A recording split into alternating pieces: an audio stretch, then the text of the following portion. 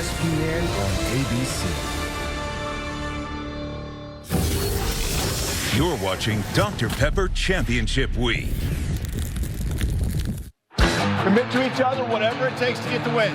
Right now, you're built for this moment. We want to push each other to be great. Each and every play, you got to make it count. Right now, we ain't got to wait no more. When you get an opportunity like this, you want to go out there and make the most of it. It's an honor to play in a game like this. Up to Vegas, baby! You got to make sure that you're focused on playing the game, not the occasion. We're playing us! We have something to prove every single week until we get what we need. It's the fighting us better than the fighting them. We are built for this!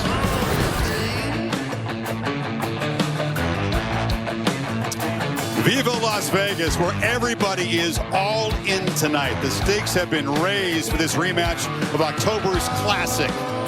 Two bitter rivals make up the perfect punctuation for this Pac-12 conference in a very high-impact game here in Allegiant Stadium. Welcome to the Pac-12 Championship on ABC, presented by Dr. Pepper. Of course, it kicks off Dr. Pepper Championship Week.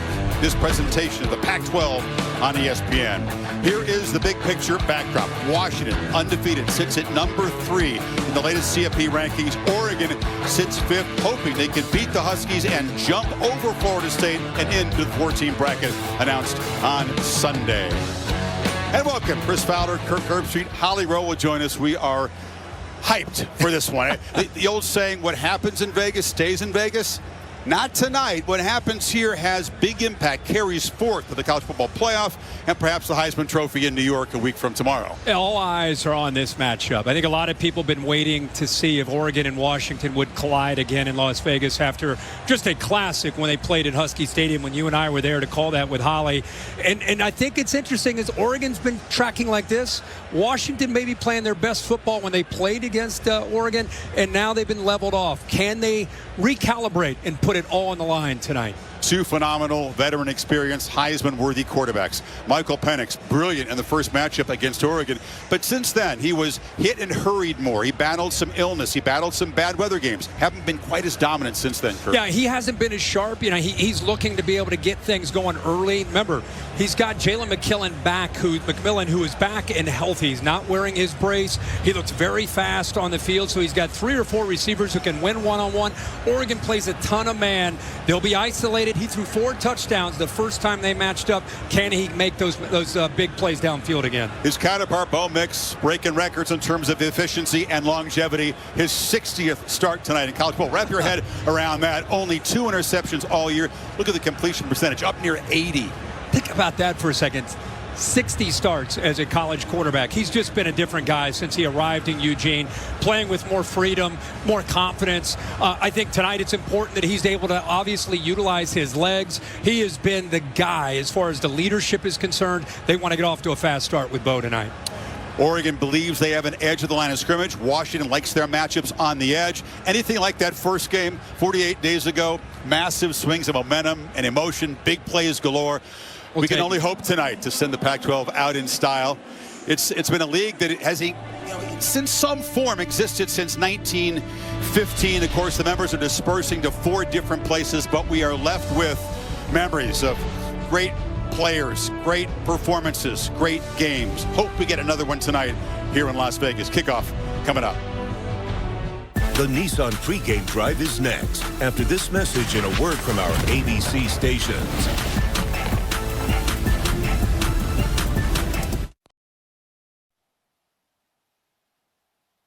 It's V-Week on ESPN as we continue Jim Valvano's fight against cancer. Ladies and gentlemen, the following championship bout is scheduled for 4 rounds. 2 heavyweights toe-to-toe with nowhere to go but right through each other. In this corner, Washington. Michael Penix Jr. and his squadron of playmakers have been a nightmare for defenses. Undefeated and undaunted, hunting for a playoff position. My goodness! Their opponent, Oregon. What an effort by Bo Nix. A rival, hungry for their own playoff bid and revenge. Mister, and the Huskies survive! Under the lights of Las Vegas, the fight capital of the world. This is the main event. There's so much at stake here. The Ducks. We firing on all cylinders today. The Huskies. Show what Husky football is all about. For the final Pac-12 Championship belt.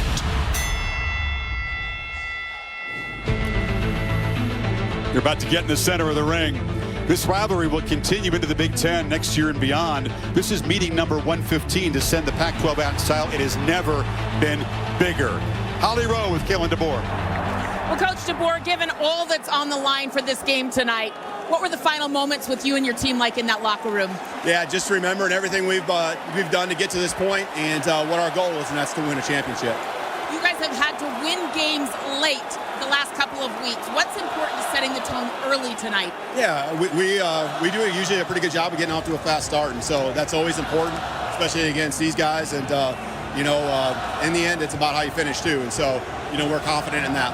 Michael Penix has been, some of his numbers look down lately, but what is still special about him that you can count on tonight? Yeah, I mean, he's a baller when it matters most, and he'll make that throw. He's going to go out there and attack, all game long. Thanks, Coach. Yeah, thank you. DeBoer says his team plays its best when the lights are brightest. They are that way tonight. They are battle-tested. 6 conference wins, Kirk, by 1 score or less. Oregon has been blasting people since they lost to the Huskies. And I think the reason that's important, if this game is a close game, we expect a potential shootout, much like we saw in the first matchup. You get into that fourth quarter, and you're Washington. You've been there. You look each other in the eye, and you know you can find a way. Oregon hasn't had that opportunity. They haven't been tested that much, except that big game, of course, where they came up a bit short against the Huskies. Huskies beat Oregon by 3 also last year in Autzen. Oregon won the toss. Lanning defers. Penix and this high-powered Husky offense get the football first. And Cam Lewis, who played a significant role in the first meeting, just missing a potential game-tying field goal wide right. Daniel Ngata, deep for the Huskies. Here we go, the final chapter in the history of the Pac-12, and the stakes couldn't be higher.